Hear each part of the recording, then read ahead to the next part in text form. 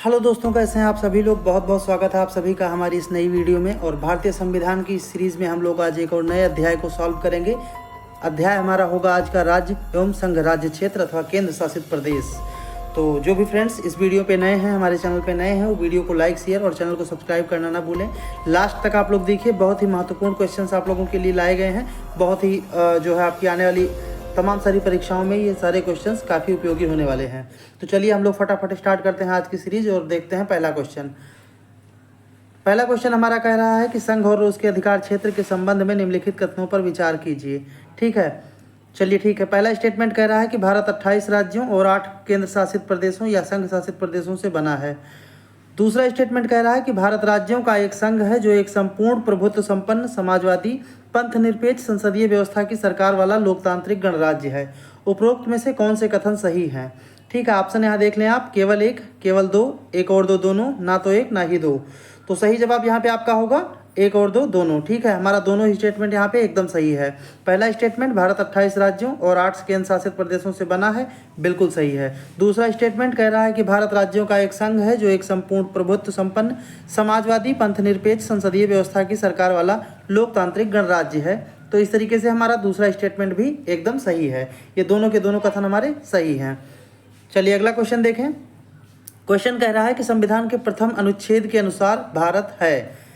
तो ऑप्शन आपको यहाँ पे दिया गया है, राज्यों का समूह, राज्यों का फेडरेशन, राज्यों का कन्फेडरेशन अथवा राज्यों का यूनियन। ठीक है, तो आप यहाँ पे सही ऑप्शन चयन कर सकते हैं। सही ऑप्शन जो होगा वो होगा ऑप्शन नंबर डी, राज्यों का यूनियन। ठीक है, जो हमारे भारतीय संविधान का अनुच्छेद 1 है उसमें बताया गया है कि भारत अर्थात इंडिया राज्यों का एक संघ होगा। चलिए अगला क्वेश्चन देखते हैं।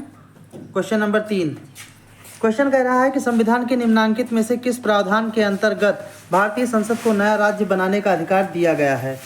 ठीक है, या मतलब अधिकार है। तो आप यहाँ पे देख सकते हैं, ऑप्शन आपको दिया गया है अनुच्छेद 1, अनुच्छेद 2, अनुच्छेद 3 अथवा अनुच्छेद 4। तो सही जवाब आप देखें, सही जवाब आपका होगा अनुच्छेद 3। ठीक है, अनुच्छेद 3 में जो है भारत के जो है भारतीय संविधान के अनुच्छेद 3 के तहत राज्यों के निर्माण, उनके क्षेत्रों, सीमाओं तथा नाम में परिवर्तन का अधिकार भारतीय संसद को प्रदान किया गया है। ठीक है, जबकि अनुच्छेद 1 के तहत संघ का नाम और राज्य क्षेत्र होगा। अगला क्वेश्चन देखें, क्वेश्चन नंबर 4। क्वेश्चन कह रहा है कि नए राज्य के गठन की शक्ति निहित है। ऑप्शन आप देखें, संसद में, राष्ट्रपति में, मंत्रिपरिषद में अथवा राज्य पुनर्गठन आयोग में। तो किसी नए राज्य का गठन करने की शक्ति किसके पास होती है? आप जानते हैं कि संसद के पास होती है। सही जवाब हमारा होगा संसद। ठीक है, अगला क्वेश्चन देखें, क्वेश्चन नंबर 5। क्वेश्चन कह रहा है कि भारत के संविधान के अंतर्गत निम्नलिखित में से किसी को राज्यों की सीमाओं को परिवर्तित करने की शक्ति प्राप्त है? मतलब राज्यों की सीमाओं में परिवर्तन करने की शक्ति किसे प्राप्त है? ठीक है, तो आप यहाँ पे देख सकते हैं, ऑप्शन आपको दिया गया है संसद को, राष्ट्रपति को, केंद्र शासित प्रदेश को अथवा लोकसभा को। तो आप जानते हैं कि इसका सही जवाब हमारा होगा संसद को शक्ति प्राप्त है। भारत के अंदर जो है किसी भी राज्य की सीमा, उसके क्षेत्र अथवा उसके नाम में परिवर्तन करने की जो शक्ति है वो संसद को है। संसद ही ये काम करती है। चलिए अगला क्वेश्चन देखें, क्वेश्चन नंबर 6। क्वेश्चन कह रहा है कि निम्नलिखित कथनों में से कौन सा कथन नए राज्यों के निर्माण के बारे में सही नहीं है? चलिए ठीक है, देख लें। पहला स्टेटमेंट कह रहा है कि संसद विधि द्वारा एक नए राज्य का निर्माण कर सकती है। दूसरा स्टेटमेंट कह रहा है कि इस प्रकार की विधि में संविधान की पहली अनुसूची और चौथी अनुसूची के संशोधन का प्रावधान होगा।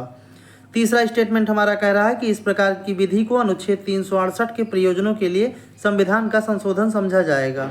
और चौथा कथन कह रहा है कि उपयुक्त में से कोई नहीं। ठीक है, तो आप यहाँ पे देख सकते हैं, हमारा सही जवाब जो होगा वो होगा तीसरा नंबर, ऑप्शन नंबर सी सही जवाब होगा। इस प्रकार की विधि को अनुच्छेद 368 के प्रयोजनों के लिए संविधान का संशोधन समझा जाएगा। चलिए अगला क्वेश्चन देखें, क्वेश्चन नंबर 7।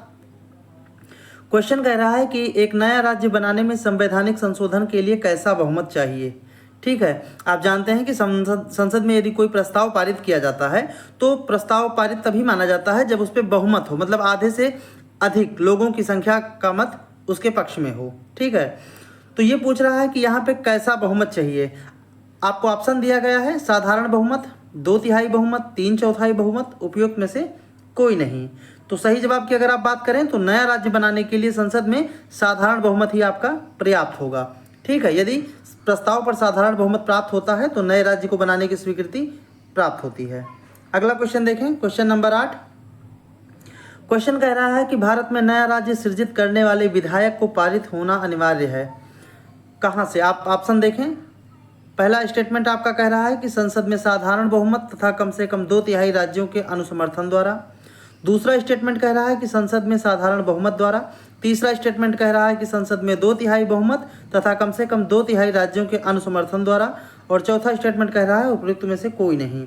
तो अगर आप सही जवाब यहाँ पे, अभी पिछले क्वेश्चन में हमने डिस्कस किया है कि किसी नए राज्य का गठन या सृजन करने के लिए संसद में साधारण बहुमत पर्याप्त होता है। ठीक है, यदि संसद में साधारण बहुमत प्राप्त है तो स्वीकृति है। अगला क्वेश्चन देखें, क्वेश्चन नंबर 9।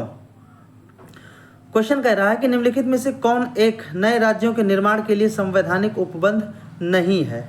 ठीक है, ऑप्शन आपको यहाँ पे दिया गया है। स्टेटमेंट आप देखें। पहला स्टेटमेंट कह रहा है कि किसी राज्य का क्षेत्र बढ़ाकर, किसी राज्य का क्षेत्र घटाकर, किसी राज्य का नाम परिवर्तित करके अथवा एक संघ राज्य क्षेत्र शामिल कर सकेगा। ठीक है, तो यहाँ पे अगर सही जवाब की बात की जाए तो सही जवाब आपका होगा ऑप्शन डी। ठीक है, ऑप्शन डी आपका सही जवाब होगा, क्योंकि भारतीय संविधान का जो अनुच्छेद 3 है ना, उसके अनुसार किसी राज्य की सीमाएं बदलने, नए राज्य का निर्माण करने अथवा उनके नाम में परिवर्तन करने का अधिकार केवल संसद को दिया गया है। राज्यों को यह अधिकार प्राप्त नहीं है।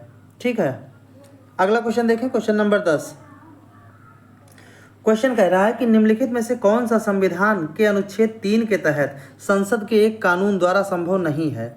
मतलब संविधान के अनुच्छेद 3 के तहत जो है संसद कानून बना के इसमें से किस कार्य को नहीं कर सकती है। तो ऑप्शन आप देखें।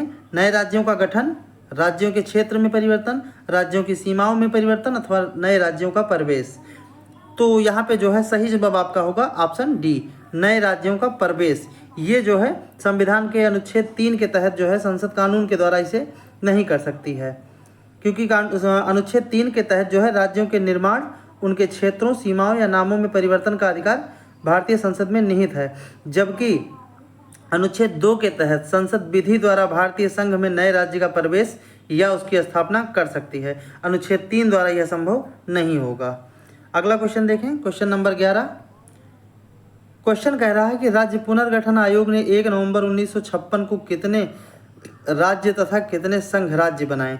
यहाँ पे थोड़ा सा ये मिस्टेक हुआ है, इसको आप कट कर दीजिए। कितने राज्य तथा कितने संघ राज्य बनाए हैं। ठीक है, तो आपको पता है कि राज्य पुनर्गठन आयोग जो है 1 नवंबर 1956 को लागू किया गया था और इसके द्वारा जो है अब तक कुल जो है भारत में 14 राज्य और 6 केंद्र शासित प्रदेश या संघ राज्य जिनको हम बोलते हैं, अब तक उनकी स्थापना की जा चुकी है इस आयोग के द्वारा। ठीक है, अच्छा, अगर क्वेश्चन कभी आपसे पूछ ले कि राज्य पुनर्गठन आयोग जो है इसकी अगर डेट पूछ ले तो आप याद रखिएगा कि 1 नवंबर 1956 है ना, ये आप ध्यान रखिएगा। चलिए अगला क्वेश्चन देखें, क्वेश्चन नंबर 12। चलिए अगला क्वेश्चन देखें। क्वेश्चन कह रहा है कि भारतीय संघात्मक व्यवस्था के संदर्भ में निम्नलिखित में से कौन सा कथन सही है। पहला कथन कह रहा है कि भारतीय संविधान के अंतर्गत राज्यों को संघ से अलग होने का अधिकार नहीं है। दूसरा कथन कह रहा है कि अलग होने की मात्र वकालत करने पर भी अभिव्यक्ति की स्वतंत्रता की सुरक्षा मिलेगी। तो इसमें से आपको सही कथन पूछ रहा है, तो ऑप्शन देख लें। केवल एक, केवल दो, एक और दो दोनों, ना तो एक ना ही दो। तो सही जवाब यहाँ पे होगा आपका ऑप्शन ए, केवल एक। आपका पहला स्टेटमेंट सही है। ठीक है, कि भारतीय संविधान के तहत राज्यों के संघ की स्थापना की गई है, जिसमें राज्यों को संघ से अलग होने का अधिकार नहीं दिया गया है। चलिए अगला क्वेश्चन देखें, क्वेश्चन नंबर 13। क्वेश्चन कह रहा है कि तेलंगाना राज्य के गठन के बाद भारत में राज्यों की कुल संख्या कितनी है। तो अब आप देख सकते हैं ऑप्शन यहाँ पे आपको दिया गया है 27, 28, 29, 30। ठीक है, तो तेलंगाना राज्य का गठन करने से भारत के जो टोटल राज्य थे उसमें एक राज्य और ऐड हुआ और अब जो है कुल मिलाकर के राज्यों की संख्या जो आपकी है वो है 28। ठीक है, वर्तमान समय में भारत में कुल 28 राज्य हैं। अगला क्वेश्चन देखें, क्वेश्चन नंबर 14। क्वेश्चन कह रहा है कि वर्तमान समय में भारत में कुल कितने संघ शासित प्रदेश हैं। ठीक है, मतलब केंद्र शासित प्रदेश या संघ शासित प्रदेश एक ही बात है। ऑप्शन आप देखें यहाँ पे 6, 7, 8, 9। तो वर्तमान में कितने हैं आप कमेंट में आंसर दीजिए फटाफट कि भारत में वर्तमान समय में कुल कितने केंद्र शासित प्रदेश हैं। सही जवाब आपका होगा ऑप्शन सी 8। ठीक है, 8 केंद्र शासित प्रदेश वर्तमान समय में भारत में हैं। अगला क्वेश्चन देखें, क्वेश्चन नंबर 15। क्वेश्चन कह रहा है कि निम्नलिखित में से कौन संघ राज्य क्षेत्र नहीं है। ऑप्शन आपको यहाँ पे दिया गया है पुदुचेरी, गोवा, दमन और दीव, अंडमान और निकोबार द्वीप। ठीक है, तो सही जवाब आप ढूंढिए कौन सा इसमें संघ राज्य क्षेत्र नहीं है। तो संघ राज्य क्षेत्र आपका नहीं है गोवा। गोवा जो है ये एक पूर्ण राज्य है। ठीक है, और संघ राज्य मतलब होता है केंद्र शासित प्रदेश, लेकिन गोवा जो है स्वयं में पूर्ण राज्य का दर्जा इसको प्राप्त है। चलिए अगला क्वेश्चन देखें, क्वेश्चन नंबर 16। क्वेश्चन कह रहा है कि दिल्ली है, दिल्ली क्या है, मतलब किस टाइप का है, मतलब एक राज्य है, राज्य की कैटेगरी में आता है, या केंद्र शासित प्रदेश की कैटेगरी में आता है, या वो स्वयं एक स्वायत्त शासी परिषद है, या इनमें से कोई नहीं है। तो सही जवाब यहाँ पे आपका होगा केंद्र शासित प्रदेश। दिल्ली जो है एक केंद्र शासित प्रदेश है ना, कि दिल्ली को पूर्ण राज्य का दर्जा अभी तक प्राप्त नहीं हुआ है। चलिए अगला क्वेश्चन देखें, क्वेश्चन नंबर 17। क्वेश्चन कह रहा है कि किस संविधान संशोधन द्वारा दिल्ली को राष्ट्रीय राजधानी क्षेत्र का दर्जा दिया गया था। ऑप्शन आपको यहाँ पे दिया गया है 67वां संविधान संशोधन, 69वां, 68वां या फिर 70वां संविधान संशोधन। तो आप जानते हैं कि दिल्ली को केंद्र शासित प्रदेश जो है ये इसको राष्ट्रीय राजधानी क्षेत्र का दर्जा 69वें संविधान संशोधन के द्वारा दिया गया था। ठीक है, अच्छा ये 69वां संविधान संशोधन किया कब गया था, तो ये आपका किया गया था 1991 में, और इसके तहत जो है संविधान के में जो है अनुच्छेद जो आपका था 239 डबल ए जोड़ा गया था, है ना, 239 डबल ए जोड़ा गया था, और आपको दिल्ली जो है ये केंद्र शासित प्रदेश जो आपका है इसको राष्ट्रीय राजधानी क्षेत्र का दर्जा दिया गया था, जिसको हम इंग्लिश में NCR बोलते हैं, नेशनल कैपिटल रीजन। चलिए अगला क्वेश्चन देखें, क्वेश्चन नंबर 18। क्वेश्चन कह रहा है कि निम्नलिखित कथनों में से कौन सा एक गलत है। ठीक है, अब आप यहाँ पे चूज कीजिए, ऑप्शन आपको दिया गया है। पहला कथन कह रहा है कि गोवा को वर्ष 1987 में पूर्ण राज्य का दर्जा प्राप्त हुआ। दूसरा कथन कह रहा है कि दीव खंभात की खाड़ी में स्थित एक टापू है। ठीक है, और तीसरा कथन कह रहा है कि दमन और दीव, सॉरी यहाँ पे मिसप्रिंट हुआ है, दमन और दीव होना चाहिए इसको, दमन और दीव को भारतीय संविधान के 56वें संशोधन द्वारा गोवा से अलग किया गया। और चौथा स्टेटमेंट कह रहा है कि दादर और नागर हवेली को वर्ष 1954 तक फ्रांसीसी औपनिवेशिक शासन के अंतर्गत थे। आपको यहाँ पे गलत कथन की पहचान करनी है। चलिए देख लेते हैं एक एक करके हम लोग सारे स्टेटमेंट। पहला स्टेटमेंट, गोवा को वर्ष 1987 में पूर्ण राज्य का दर्जा प्राप्त हुआ, ये स्टेटमेंट हमारा एकदम सही है। ठीक है, दूसरा स्टेटमेंट कह रहा है कि दीव खंभात की खाड़ी में एक टापू है, ये भी बिल्कुल सही है, दीव जो है ये खंभात की खाड़ी में एक टापू है। तीसरा स्टेटमेंट कह रहा है कि दमन और दीव को भारत संविधान में 56वें संशोधन द्वारा गोवा से अलग किया गया, ये स्टेटमेंट भी हमारा बिल्कुल सही है। और चौथा स्टेटमेंट कह रहा है कि दादर और नगर हवेली वर्ष 1954 तक फ्रांसीसी औपनिवेशिक शासन के अंतर्गत थे, ये स्टेटमेंट हमारा गलत है, क्योंकि दादर नगर हवेली जो हमारी है ये 1954 तक औपनिवेशिक शासन के अंतर्गत थी, लेकिन फ्रांसीसी नहीं, पुर्तगाली औपनिवेशिक शासन के अंतर्गत थी, ये पुर्तगालियों के अधीन था। ठीक है, तो इस तरीके से हमारा करेक्ट आंसर होगा ऑप्शन डी।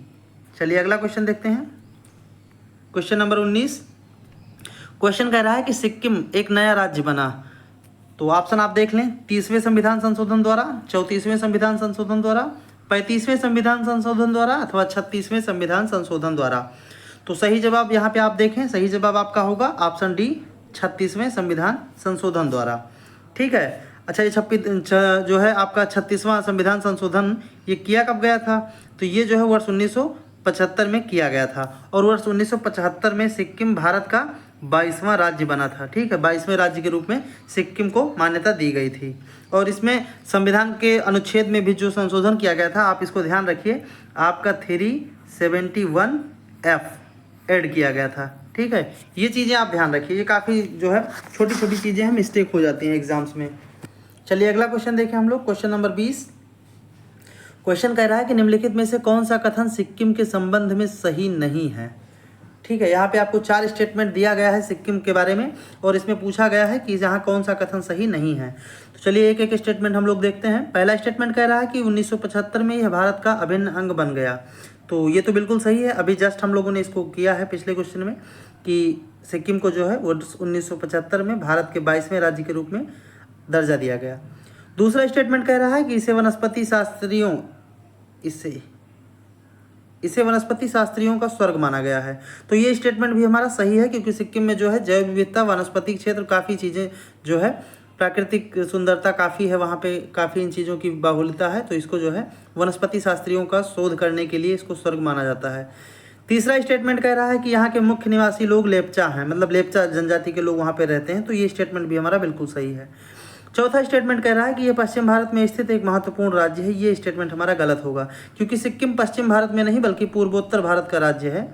ठीक है, तो ये सिक्किम जो है पश्चिम भारत में नहीं है, तो इस तरीके से यहाँ पे पूछ रहा था कि संबंध में सही नहीं है, तो हमारा गलत कथन की पहचान करनी थी। गलत कथन हमारा होगा ऑप्शन नंबर डी। चलिए अगला क्वेश्चन देखते हैं। Question number 21। क्वेश्चन कह रहा है कि निम्न में से किस एक संवैधानिक संशोधन के द्वारा मिजोरम को राज्य का दर्जा दिया गया। ठीक है, तो यहाँ पे आप विकल्प आपको दिया गया है, आप देख सकते हैं 53वां संविधान संशोधन, 54वां संविधान संशोधन, 55वां संविधान संशोधन अथवा 56वां संविधान संशोधन। ठीक है, तो मिजोरम को राज्य का दर्जा किस संविधान संशोधन के अंतर्गत दिया गया था, तो ये आपको दिया गया था 53वां संविधान संशोधन के अंतर्गत। ठीक है, ये आपको पता होना चाहिए। और 53वां संविधान संशोधन आपका कब किया गया था, तो ये किया गया था वर्ष 1986 में, वर्ष 1986 में किया गया था। और मिजोरम जो है ये सिक्किम के बाद 23वां राज्य भारत का बना था। ठीक है, अच्छा इसके तहत मतलब कौन सा आर्टिकल ऐड किया गया था, तो यहाँ पे आपका आर्टिकल ऐड किया था 371G। ठीक है, 371F जोड़ करके जो है सिक्किम का गठन किया गया था, और 371G जोड़ करके जो है मिजोरम राज्य का गठन किया गया था। चलिए अगला क्वेश्चन देखें। Question number 22। क्वेश्चन कह रहा है कि गोवा राज्य का गठन कब किया गया था। ऑप्शन आपको यहाँ पे दिया गया है, गोवा राज्य का गठन कब किया गया था, वर्ष 1987, 1892, 1960 और 1972। ठीक है, तो आप यहाँ पे देख सकते हैं कि गोवा राज्य का जो आपका गठन किया गया था ये वर्ष 1987 में किया गया था। अगर एग्जैक्ट डेट की बात करें तो ये आपकी होगी 30 मई 1987। ठीक है, गोवा का गठन किया गया था 30 मई 1987 को। चलिए अगला क्वेश्चन देखें। Question number 23। क्वेश्चन नंबर 23, अगला क्वेश्चन देखते हैं। क्वेश्चन कह रहा है कि तेलंगाना राज्य का गठन किस वर्ष किया गया था। ऑप्शन आपको यहाँ पे दिया गया है वर्ष 2009, 2010, 2014 अथवा 2018। तो सही जवाब हमारा होगा जो है तेलंगाना राज्य का गठन आपका हुआ था वर्ष 2014 में। ठीक है, सही जवाब होगा वर्ष 2014। एग्जैक्ट डेट अगर बात की जाए तो इसकी भी आप जान लीजिए एग्जैक्ट डेट। इसकी एग्जैक्ट डेट होगी आपकी 2 जून। ठीक है, 2 जून वर्ष 2014। ठीक, अगला क्वेश्चन देखें। Question number 24। क्वेश्चन कह रहा है कि छत्तीसगढ़ राज्य का गठन कब किया गया था। अब ऑप्शन आप यहाँ पे देख सकते हैं। पहला ऑप्शन कह रहा है 1 नवंबर सन 2000 को, दूसरा ऑप्शन कह रहा है कि 9 नवंबर सन 2000 को, तीसरा ऑप्शन कह रहा है कि 10 नवंबर सन 2000 को, अथवा चौथा ऑप्शन आपका कह रहा है कि 1 जनवरी वर्ष 2000 को। तो सही जवाब आप पहचाने कि छत्तीसगढ़ राज्य का गठन कब किया गया था, तो ये आपका किया गया था 1 नवंबर वर्ष 2000 को। ठीक है, ऑप्शन ए हमारा सही जवाब होगा। अगला क्वेश्चन देखें। Question number 25। क्वेश्चन कह रहा है कि निम्नलिखित में से एक कथन असत्य है, असत्य कथन की पहचान कीजिए। ठीक है, मतलब यहाँ पे आपको 4 स्टेटमेंट दिए गए हैं और ये चारों में से एक स्टेटमेंट आपका गलत है, और जो गलत है आपको उसी की पहचान करनी है। तो पहला स्टेटमेंट आपका कह रहा है कि मैसूर राज्य का नया नाम तमिलनाडु रखा गया। ठीक है, पहला कथन कह रहा है कि मैसूर राज्य का नया नाम तमिलनाडु रखा गया। दूसरा कथन कह रहा है कि गोवा को दमन एवं दीव से अलग किया गया। तीसरा कथन कह रहा है कि मुंबई राज्य गुजरात एवं महाराष्ट्र में विभाजित कर दिया गया। और चौथा स्टेटमेंट कह रहा है कि हिमाचल प्रदेश पहले संघ राज्य की सूची में था। तो सही जवाब आप यहाँ पे अगर देखें तो सही जवाब आपका होगा ऑप्शन ए। ठीक है, पहला ऑप्शन, क्योंकि मैसूर जो है, मैसूर का नाम बदल करके तमिलनाडु नहीं रखा गया, बल्कि मैसूर जो पहले के समय में था वो वर्तमान कर्नाटक हो गया है। तो इसलिए आपका ये पहला स्टेटमेंट गलत होगा। मैसूर का नया नाम तमिलनाडु नहीं कर्नाटक रखा गया है। चलिए अगला क्वेश्चन देखें। Question number 26। क्वेश्चन कह रहा है कि भाषा के आधार पर राज्यों के गठन हेतु राज्य पुनर्गठन आयोग की स्थापना कब की गई थी। इसके बारे में हम लोगों ने डिस्कस किया था स्टार्टिंग में ही, लेकिन चलिए फिर भी इसको देखिए एक बार, और आप जो है फटाफट कमेंट करके सही आंसर दीजिए, क्योंकि ये क्वेश्चन एक बार आज की ही सीरीज में इसी वीडियो में सबसे पहले कराया जा चुका है। फिर भी आप लोग देख लीजिए एक बार, वर्ष 1856, 1887, 1953 या 1960। ठीक है, तो राज्य पुनर्गठन आयोग की स्थापना कब की गई थी? तो ये आपकी की गई थी 29, ठीक है, 29, एग्जैक्ट डेट आप याद रखिए, 29 दिसंबर 1953 को की गई थी। ठीक, राज्य पुनर्गठन आयोग की स्थापना आपकी 29 दिसंबर 1953 को की गई थी, ये आप याद रखिएगा, दोबारा मिस्टेक मत कीजिएगा। राइट आंसर होगा हमारा ऑप्शन सी। अगला क्वेश्चन देखें, क्वेश्चन नंबर 27। क्वेश्चन कह रहा है कि राज्य पुनर्गठन अधिनियम 1956 में 1953 में बने जिस पुनर्गठन आयोग की सिफारिश को स्वीकार किया गया था उसमें निम्नलिखित में से कौन सा सदस्य शामिल नहीं था? तो यहाँ पे आपको 4 सदस्यों के नाम दिए गए थे, आपको पहचान करनी है कि इस चारों में से कौन सा सदस्य 1953 वाले पुनर्गठन आयोग में शामिल नहीं था। पहला ऑप्शन है आपका है पट्टाभी सीतारमैया, फजल अली, के.एम. पाड़ीकर अथवा के.एम. मुंशी। ठीक है, तो सही जवाब आप यहाँ पे देखें ऑप्शन ए, पट्टाभी सीतारमैया जो है ये उसमें सम्मिलित नहीं थे, बाकी अन्य जो 3 थे ये आपके सम्मिलित मेंबर थे। अगला क्वेश्चन देखें, क्वेश्चन नंबर 28। क्वेश्चन कह रहा है कि आज़ादी के बाद भाषा के आधार पर भारत के राज्यों का पुनर्गठन किस वर्ष में हुआ? मतलब आज़ादी के पश्चात जो है, जब भारत का अपना संविधान लागू हुआ उसके पश्चात भाषा के आधार पर भारत के राज्यों का गठन या पुनर्गठन किस वर्ष प्रारंभ हुआ? तो ऑप्शन आपको यहाँ पे दिया गया है, आप देख सकते हैं, वर्ष 1948, 1950, 1956 या फिर वर्ष 2000। तो सही जवाब आप देखें, सही जवाब आपका होगा 1956। ठीक है, वर्ष 1956 में जो है राज्य पुनर्गठन अधिनियम द्वारा जो है भाषाई आधार पर राज्यों का पुनर्गठन वर्ष 1956 में स्टार्ट हो गया। और इस प्रकार से पहला राज्य जो था भाषा के आधार पर गठित होने वाला, पहले राज्य का जो है श्रेय आंध्र प्रदेश को दिया जाता है। ठीक है, आंध्र प्रदेश को आपका पहला राज्य होगा जो भाषा के आधार पर गठित किया गया था। चलिए अगला क्वेश्चन देखें, क्वेश्चन नंबर 29। क्वेश्चन पूछ रहा है कि भाषाई आधार पर सर्वप्रथम किस राज्य का गठन किया गया था? सेम वही क्वेश्चन जो अभी हम लोगों ने जस्ट डिस्कस किया है। तो यहाँ पे आप देख सकते हैं उत्तर प्रदेश, मध्य प्रदेश, आंध्र प्रदेश, हिमाचल प्रदेश। सही जवाब आपका होगा ऑप्शन सी, आंध्र प्रदेश। ठीक है, अभी हम लोगों ने डिस्कस किया कि सर्वप्रथम भाषा के आधार पर आंध्र प्रदेश राज्य का गठन किया गया था। चलिए अगला क्वेश्चन देखें, क्वेश्चन नंबर 30। क्वेश्चन कह रहा है कि अगस्त 1953 में भारत सरकार द्वारा गठित किए गए राज्य पुनर्गठन आयोग के निम्नलिखित में से कौन सदस्य नहीं थे? तो ऑप्शन आपको यहाँ पे दिया गया है, तेज बहादुर सप्रू, ठीक है, जस्टिस फजल अली, के.एम. पाड़ीकर अथवा हृदयनाथ कुंजरू। तो आपको यहाँ पे सही जवाब देना है। आप यहाँ पे पहचान कीजिए कि किस मेंबर को जो है उसमें शामिल नहीं किया गया था। तो सही ऑप्शन की अगर बात की जाए तो सही ऑप्शन यहाँ पे आपका होगा ऑप्शन ए, तेज बहादुर सप्रू। ये जो है राज्य पुनर्गठन आयोग के मेंबर नहीं थे, बाकी अन्य जो है आपके ये 3 मेंबर शामिल थे। तो ये थे लगभग 30 महत्वपूर्ण क्वेश्चंस जो हम लोगों ने भारतीय इतिहास एवं राज्य व्यवस्था से संबंधित अध्याय जो है भारत एवं उसका संघ क्षेत्र, उस पर हम लोगों ने लगभग 30 क्वेश्चंस डिस्कस किए हैं। और फटाफट आप लोग भी फटाफट इस क्वेश्चंस को देखें और अच्छे से रिवाइज कीजिए, क्योंकि एग्ज़ाम आपके आने वाले हैं। यूपी पीसीएस का एग्ज़ाम भी आपका 26-27 अक्टूबर को है। और जो भी फ्रेंड्स नए हैं हमारे वीडियो पे, वो वीडियो को लाइक शेयर और चैनल को सब्सक्राइब करना ना भूलें। बहुत बहुत धन्यवाद, मिलते हैं अगली वीडियो में।